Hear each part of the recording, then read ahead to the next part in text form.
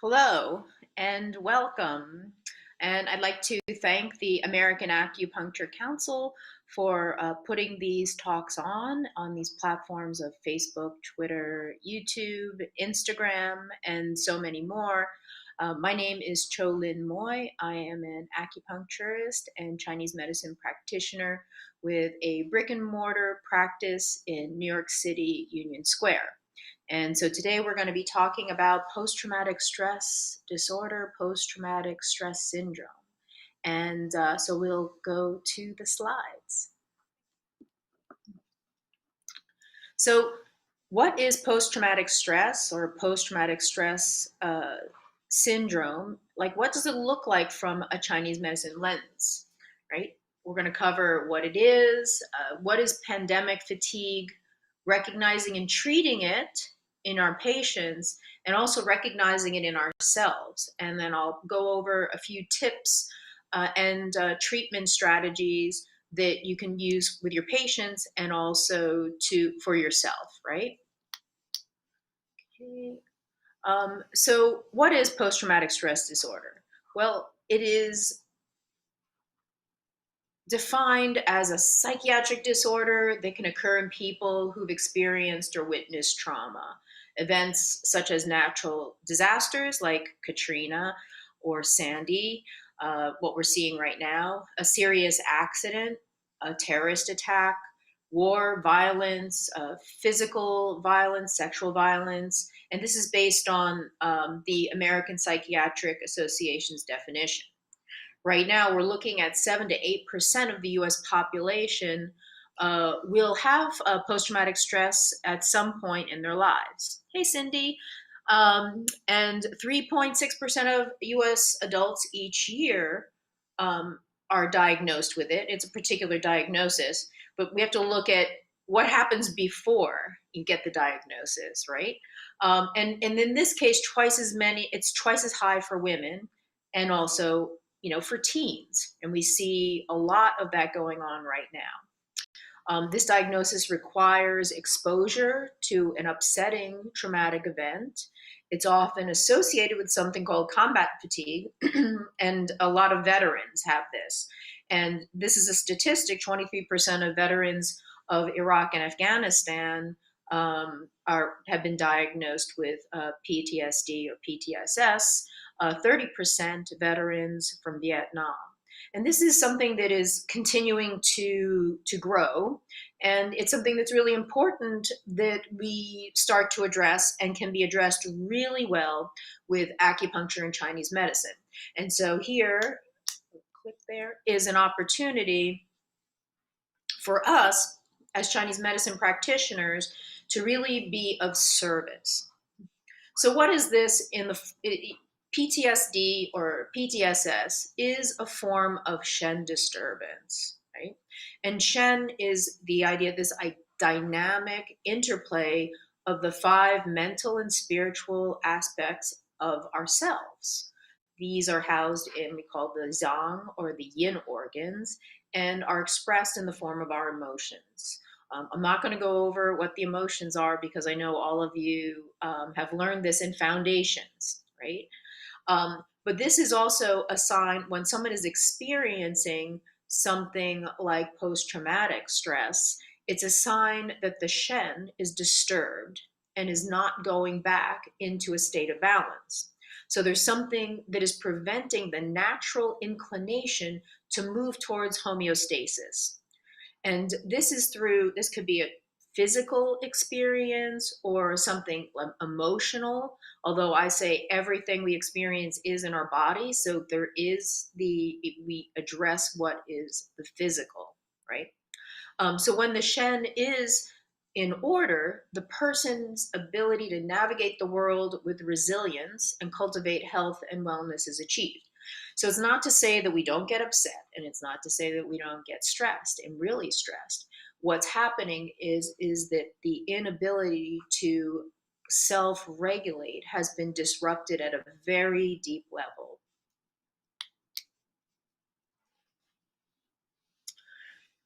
What we also are looking at is something called pandemic fatigue. And I put this in here because over time, us as practitioners, and we see it with physicians, we are experiencing a situation in which we have to be vigilant all the time that we're helping people, and we have all of these like issues that are really focused on staying healthy.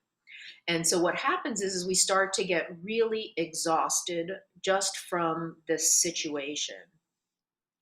So, as an acupuncturist, Chinese medicine practitioner, as practitioners, we're also healers. So, I want to put this forward. We're not just, mechanical, and we work with energy medicine and the energy of others. So, what's really important is that we have to take care of ourselves. And what we recommend to our patients is also something that we need to really like look at to do for ourselves. And oftentimes we forget that. So we need to be the model. So what do we know for sure about PTSD and PTSS? Well, it's kidney and heart, liver and spleen. These are really two things that I've seen and witnessed. There are many more combinations, but with something like post-traumatic stress, stress plays such a major role, and by tapping into our adrenals, it affects the kidney chi, and the shock trauma affects the kidney essence, affecting the brain. So we look at the brain is an extension. The brain, the spinal cord and the brain are really part of the kidney essence. And then in turn, that brain and mind, we think the mind is housed in the heart, but also the extension goes through that physical, the brain as well. So we look at the emotional disturbance, the chemical shifting.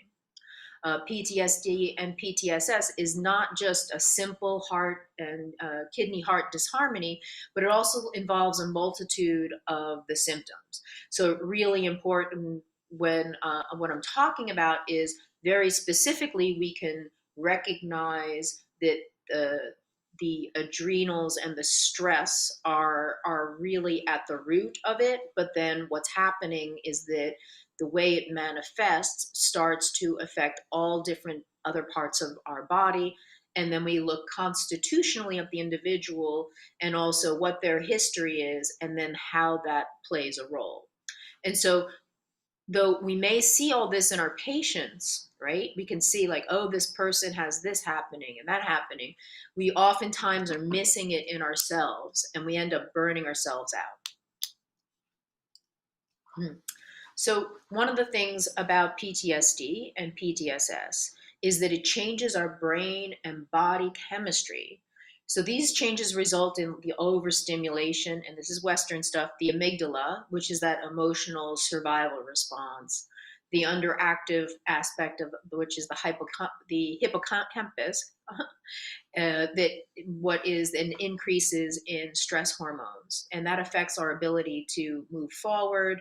So we often get these flashbacks. It affects the kind of memory aspect, and also it's ineffective. We call the ineffective variability, which means that there are elevated stress hormones, and those interfere with self-regulation, and we get this systemic decline. So we're looking at there's an inability for the body to actually go into the parasympathetic, which is the rest and digest. And if we look at that from Chinese medicine, we're looking at the body needs to have the yin and the yang, right? And if we can't go into the time of kind of cooling down and resting, then what happens is we're always more yang and more manic, and we get this exhaustion. So, some of the symptoms of post traumatic stress or post traumatic stress syndrome are that these intrusive thoughts, worry, repeating thoughts. I look at distressing dreams. That tells me a little bit more that there's like a liver thing, flashbacks, even feeling that, people that they feel they're reliving something, right? Or in this case, what I look at, I put in my notes, communing with spirits, because you're actually kind of involved in a situation that may be in the past and there isn't really a person there, but you're engaging, right? And this is really, you start to engage, let's say, the spirit world. The other thing is avoidance, avoiding reminders of an event, withdrawing from people or places and activities. Avoid thinking about an event, not sharing feelings, right? And then there's an aspect that I put in here too is toxic positivity, or we also call it spiritual bypass is another term, and that is that everything's great, everything's wonderful, or towards others we can be this way when they're sharing their feelings, that we kind of tell them, oh, look on the bright side, right? And this is also like something that we have to look at within ourselves, that maybe we're avoiding those difficult conversations and being able to be present, right? And that's something as a practitioner that kind of checking out is going to be also kind of a sign that we're in this stress situation ourselves. We look at alteration in cognition and mood, so negative thoughts and feelings, a lot of pessimism, distorted beliefs, right? And also detaching from others.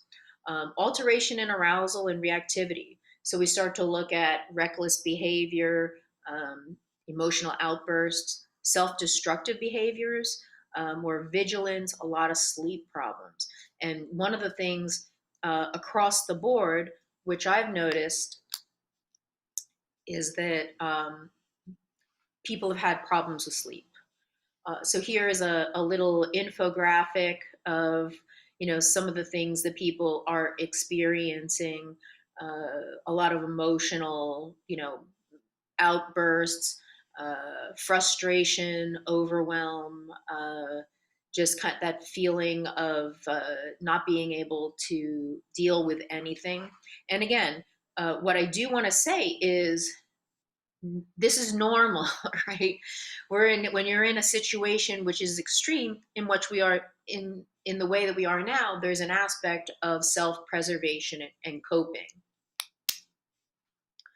Now, sometimes this coping mechanism to the stress trauma is not necessarily beneficial over the long period, right?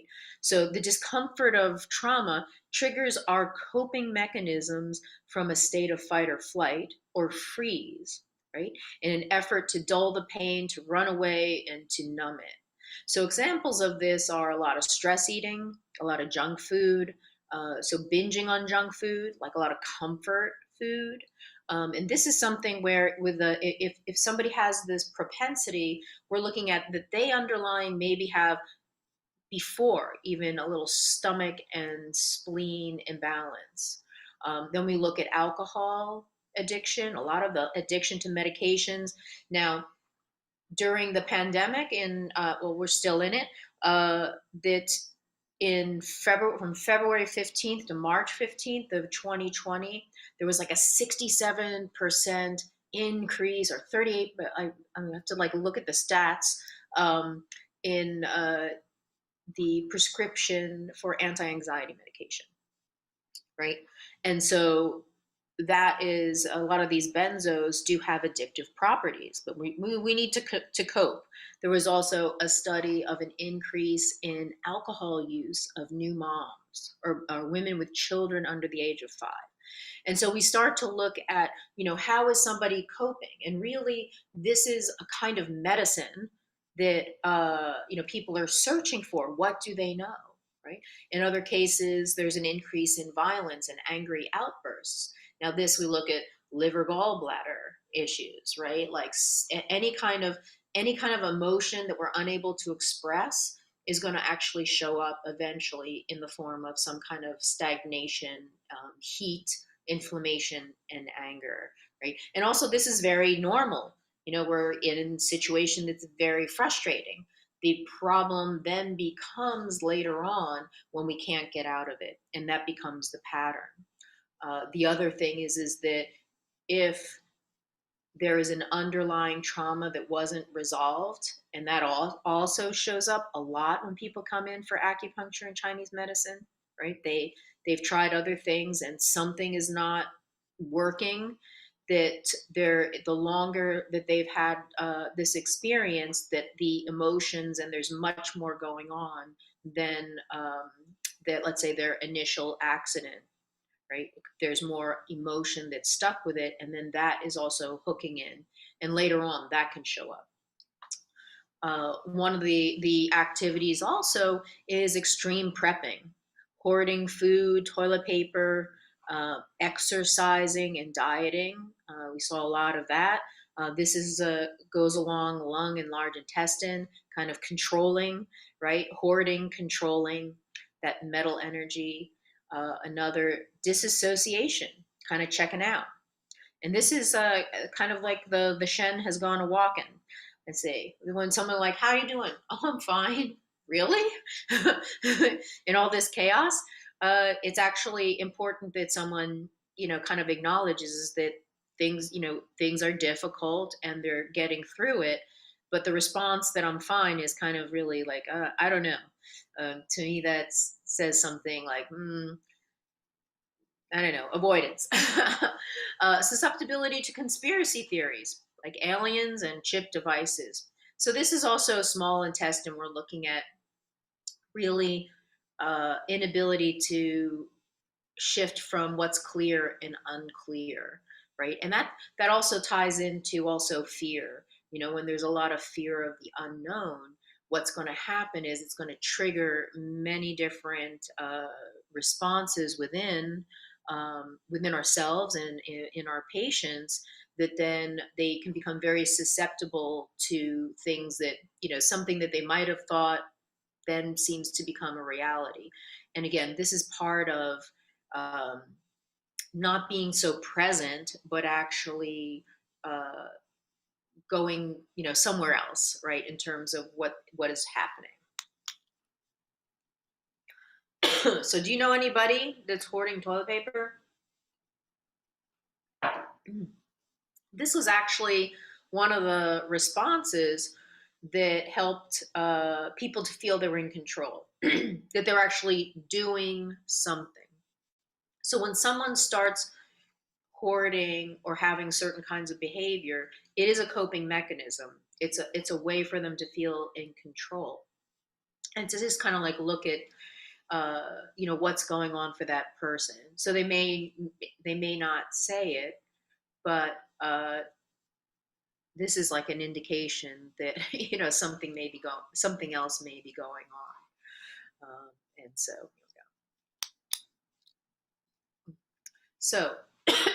why this topic? Well, the topic is because if we don't already have a form of this post-traumatic stress, we're on track to getting it. Because we're living through very challenging and chaotic times, much of which we have no control over. We're witnessing a lot of death, climate change, disasters, fires, flooding, and the ravages of war and politics, having our lives upended and having to pivot. Now, and also what I want to say is the news cycles and social media, right?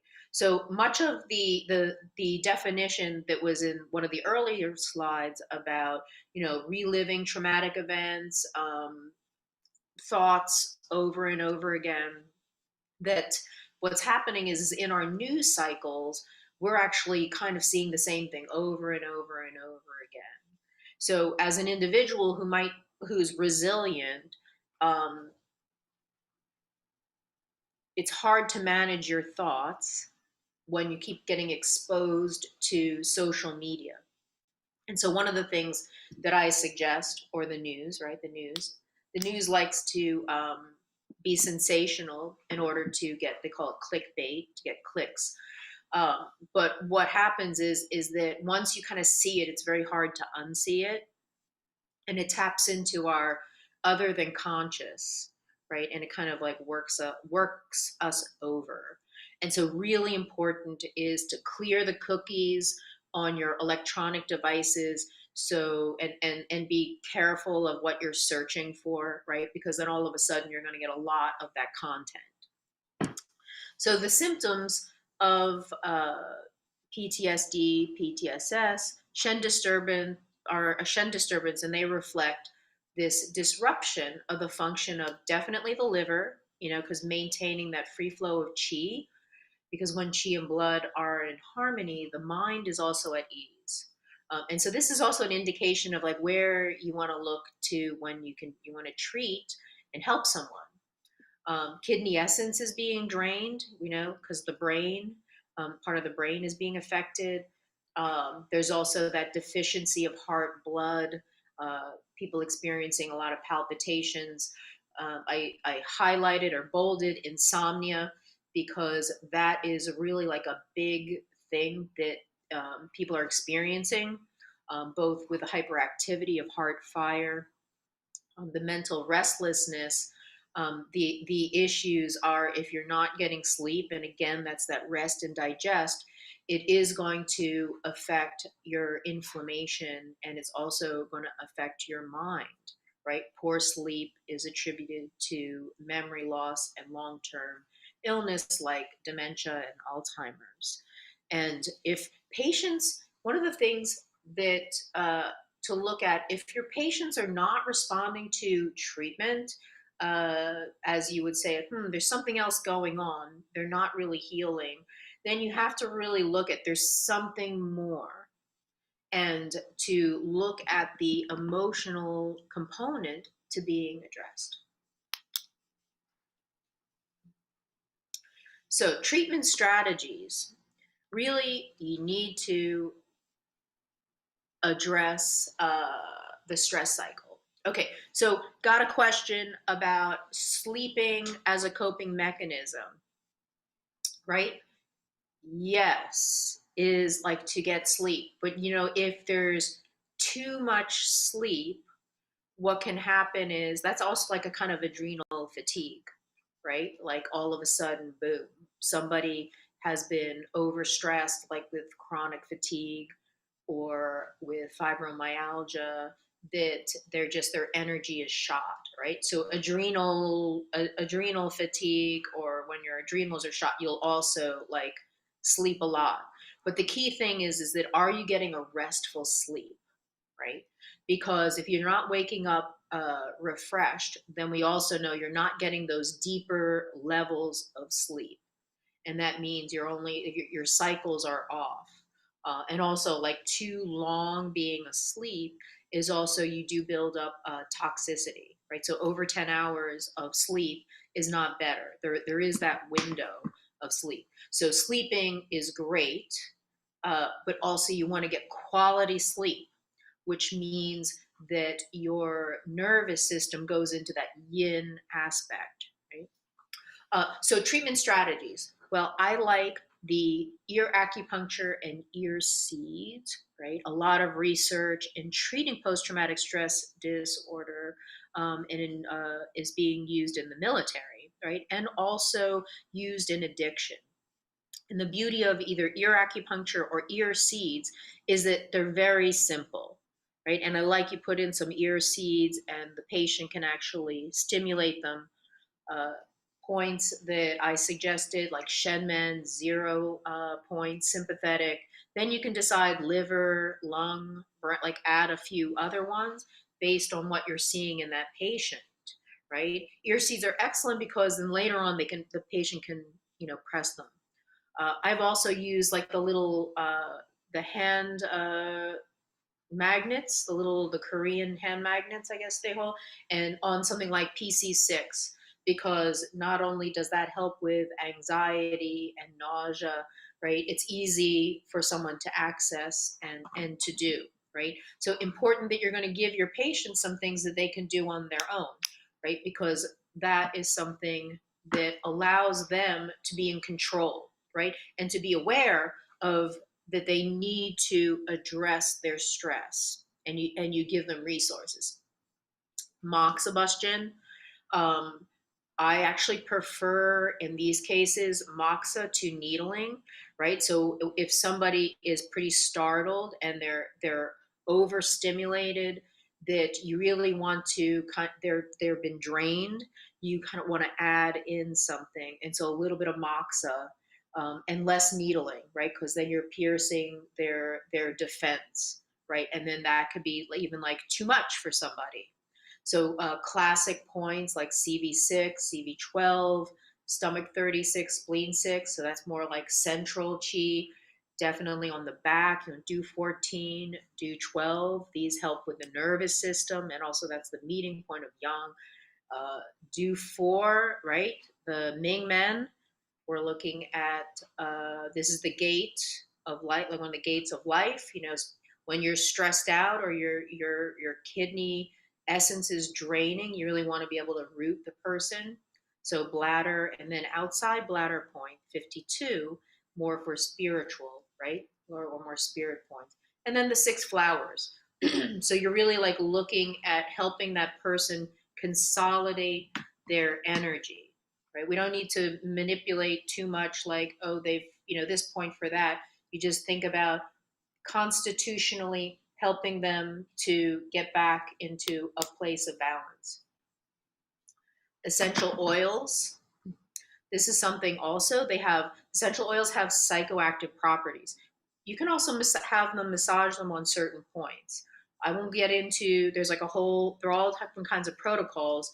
But essential oils, because they're psychoactive, they go directly to the brain and can affect the chemistry. And this is a tool that can help your patients when they're feeling stressed, or just to kind of have vapors or a mist of it to really help them to have a calm environment. They're also great for children, right? Children experience a lot of stress, and often they can't say it. They may act out, right? And they'll have tummy aches and other kinds of problems, right? And they pick up our vibration, right? They've got their mirror neurons. So if we're stressed out, they're going to pick it up. And then what I do recommend is something like vetiver or bergamot. And this is in research, it shows that it has a similar effect as Valium in terms of calming, right? And also lavender is always like a natural soothing and calming essential oil. And you can get like lavender pillows and things like that. I think patients, they love it, right? They love it. You can have little gifts. Self massage. So in Asia, for anyone who's listening, if you're Asian, it's very common practice, even when I was a child, to learn to kind of do massage techniques, especially on your parents' back. Little hands, or walking on their back, and to learn how to do this, and you do it in the home. So you can teach your patients to massage their own feet, maybe stimulating kidney 1. They can also use one of those stimulation balls, that kind of like helps to uh, treat the entire body through the bottom of the foot, right? It's also going to help with sleep. You can also massage a little bit of essential oil at the bottom of the feet.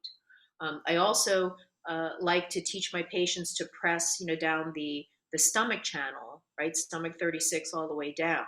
So there's a stomach channel, because that's also the same idea. Is we want, your central chi, your nutritive chi, your digestion, and that's going to help to nourish the whole body, your yuan chi. Right? Also, liver 3, nourishing your liver, helping with the smooth flow of chi. Teas. There's so many teas out there. I suggest to my patients to kind of switch up caffeine, because people want to be alert. Stress can actually cause people to be really sleepy, right? Or to like really be overwhelmed, like dealing with a stressful situation. You actually burn a lot of energy and then have difficulty concentrating. So having someone take tea, it has half the caffeine, but also tea delivers a slow and even amount of caffeine. And this is due to its chemical composition, which is actually great. I mean, there's a history of the difference between coffee and tea, and the idea in terms of the industrial revolution and being able to focus and be more productive, right? And that has to do with caffeine. Uh, what I have discovered is, this is something that you can look up. Kana tea. There are some over the counter in the health food stores. It is a very interesting herb. It's a succulent from South Africa, natural serotonin uptake inhibitor, meaning allows more serotonin to circulate, so you feel better, and stimulates the endocannabinoid system, meaning immune. And then it's also very empathogenic. So you feel, it's that heart opening. You feel much better. And this is something that you can buy in the health food stores. And if you want, you can, contact me and I can tell you different ones that I've looked at. Okay. Another connecting with nature, a kind of mindfulness practice. Can you repeat the essential oils that you recommend? Bergamot. Uh, I recommend vetiver and bergamot. Right, those have the. If you look, there's research on those that shows that has the similar effect on the brain as taking Valium. Right, so you smell it and you feel calmer. Right, so connecting with nature, having a mindfulness practice. So mindfulness practice, that's a whole other, it's a very big topic, some kind of meditation or gratitude. But also, post-traumatic stress is very disruptive to the whole system at its deepest level. And so there needs to be something great to feel that there's something greater than, right? Which is that feeling with meditation, more connected to the world, right? Instead of retracting or contracting. And one of the things is nature. So nature has a vibration that sustains life, right? There's a vibration of plants, there's a vibration of the earth. And so things like gardening or actually physically connecting barefoot to the earth or grass or even sitting under a tree, what happens is our body is naturally going to go to synchronize with the vibration. And so and this gets back to us, right? When we are in a place of calm, we are so great for our patients. And I know that they come and they say, wow, how are you so calm? I always feel good when I come and see you, right? And what it is when you're in a place of calm, you're very stable. And then it's like you're like a beacon and a place of stability for them to feel like everything is going to be okay, which is why it's very important that you take care of yourself also. And the other thing, before I conclude, is I want to say that less is more. So when dealing with post-traumatic stress, less is more. Individuals are already overwhelmed and overstimulated, which is why I said, like, okay, maybe some magnets that they can do on their own as well after being treated. To little things, simple shifts to ease them out of that cycle, right? So they can feel that they could do a little thing that they're in control of. They're not given a ton of homework, because then that's just like a whole other thing to deal with. And I think it's really important that people can actually have these resources that you're going to teach them and show them. Of course, there are many more. You can work with different kinds of recipes and foods to help them. So something that's simple, right? And so that they can cultivate health and wellness and longevity and resilience for themselves. So this is the conclusion. And let's see. Hopefully, I would like you to make sure that you join us next week, where we're going to have Lauren Brown coming, and he'll be giving a wonderful talk. And again, I would like to thank the American Acupuncture Council for having these talks on, and I hope that they were interesting for you. I would love your comments, and please, let me see, where would I please share the reference? Okay, there is going to be a transcript and a replay. So if or you can contact me and I can talk to you more about some essential oils, right? That's a whole other topic. All right, and okay, so thank you, and I hope to see you next time.